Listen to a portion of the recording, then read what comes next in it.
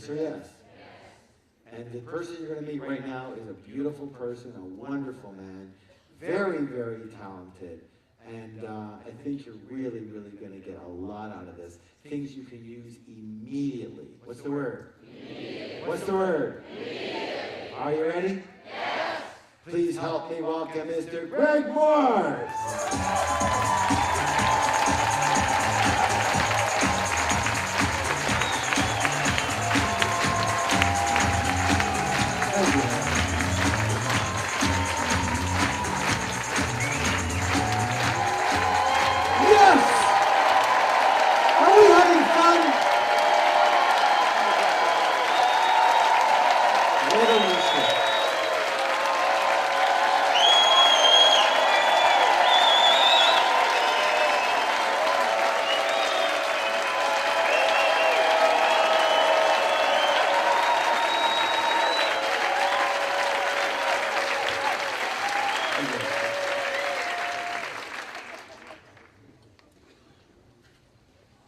Give up easy.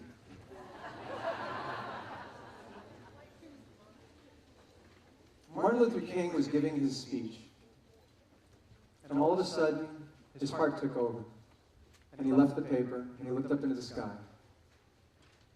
and he said, "I have a dream." It was unscripted.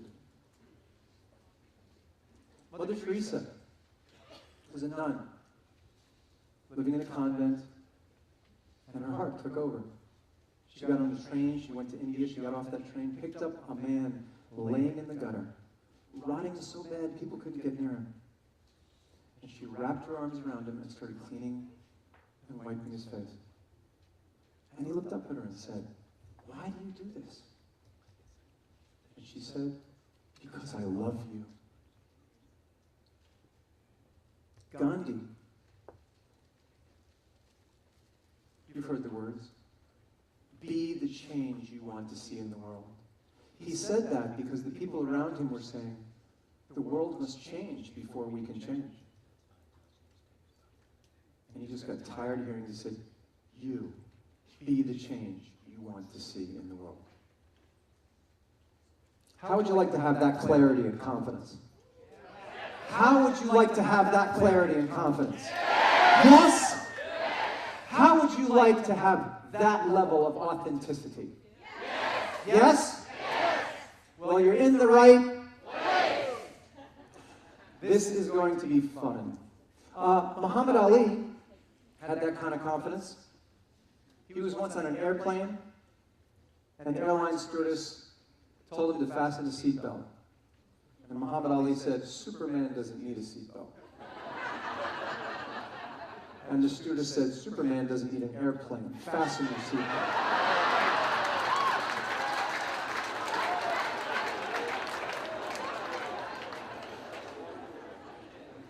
I am committed to seeing that you have the confidence of Muhammad Ali and the clarity of the stewardess. And that's something that comes from the inside out. And we get to do this today. Unlike any other time in history, we get to do this today. Do you know 100 years ago, if we had this meeting, they'd have burned me at the stake and they'd probably behead you guys? Did you know that? Not long ago. This is the first time in thousands of years of history we can actually do this and not get creamed for it. Does that make sense? And so I would really love to acknowledge some incredibly courageous people that set this up. Could we please give Harv and his staff a hand? Is this amazing? Give them a hand.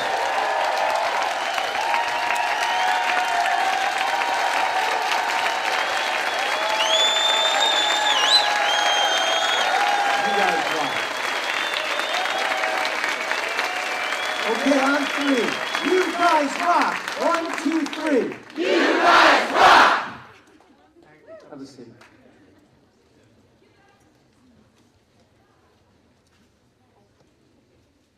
I've studied the lives of these heroes. You know, Harv mentioned I was a monk for about 8 years, and I had a pet project. I studied the lives of people that were heroes. And I came up with a formula. A very simple formula for what is it that these heroes did throughout history. Because I have a very analytical mind. I was the kind of kid, if you gave me some toys, I would actually take them apart and figure out how they worked, and then I could play with them. It's just the way I was my whole life. And then I hit like age 18, and I wanted to know, how does life work? And so I put my mind to work at that and ended up studying quantum physics, because they told me this is made of energy. I was like, well, I don't experience that. That thing's solid. And I studied electricity and magnetism, thermodynamics, field theory, my favorite subject, and a lot of chaos theory. Might talk a little bit about that today. And while I was studying the lives of these heroes, I discovered a formula. A very simple 3-step formula for what these heroes did. Can I share it with you? Yes. The first thing they did was they knew exactly who they were and where they stood. Know thyself. The second thing they did was they communicated powerfully and beautifully. And the third thing they did was they made an enormous contribution to humanity. Think of someone that's one of your heroes. Just bring to mind someone that's a hero. Who's got a good one? Abe Lincoln, Oprah, John Lennon, JFK, Chuck Yeager, Christy Northrup. Who? Nelson Mandela, some great ones. Now let me ask, take a look at the piece of paper. Did that person that you wrote down do these 3 things? Every time, right? Knew who they were and where they stood, communicated powerfully and beautifully, made an enormous contribution. And when I studied that quantum physics, that work in quantum physics, I discovered that the human beings put off a field. Did you know that the field that comes off your heart is 500 times stronger than the field that comes off your brain? Every time your heart beats, it puts out an electromagnetic field that can be detected up to 15 feet away. We're not just communicating through voice, tone, body language, sight, and our 5 senses.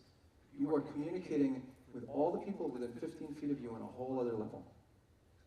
And so there's this Superman, you know, he had this X-ray vision and he could focus on something and make it happen. And I studied in engineering school this principle of the observer effect. Anyone heard of it? When we change the way we look at things, the things we look at actually change. That by observing something, you actually have an effect on it. And it's like, wow, so you mean we're kind of like all Supermen? I look at something and I can affect it from a distance?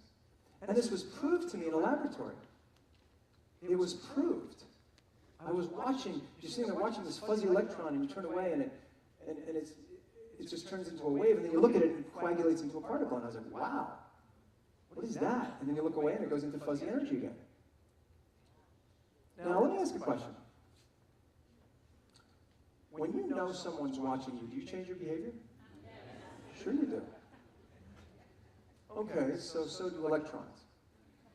Now, why is it that we change our behavior when we know someone's watching us? Because we're self-conscious, right? Are electrons self-conscious? Are they actually a thinking organism?